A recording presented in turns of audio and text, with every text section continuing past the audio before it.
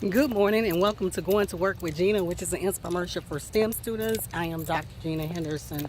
This morning, STEM students, I want to talk to you about becoming a subject matter expert.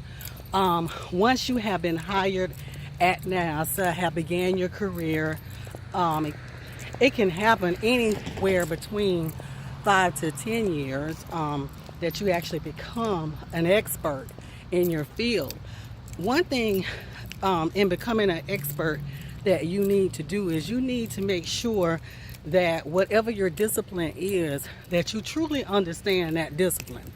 And then understanding that discipline means that you understand how that system or how that discipline integrates with all of the other disciplines through the functioning of a system or a piece of spacecraft. So once you've done all of that and you're quite able to drive policy, that's one thing about a subject matter expert. They really drive policy because there's a lot of uncovered territory that gets developed or through research and development.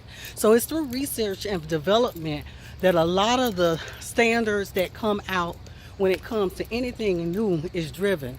So they drive policy and they make decisions for the program.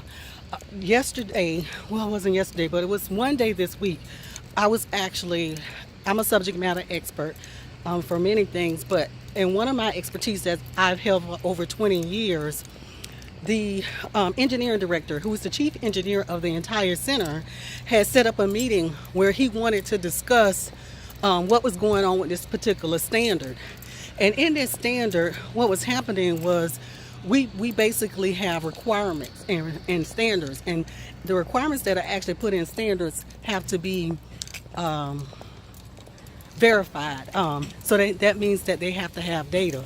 And some of the requirements didn't have data, and so they were actually shoved into an appendix. And so me and my subject matter experts in our particular area, we were ecstatic about the fact that we didn't want those requirements stuffed in the back in an appendix.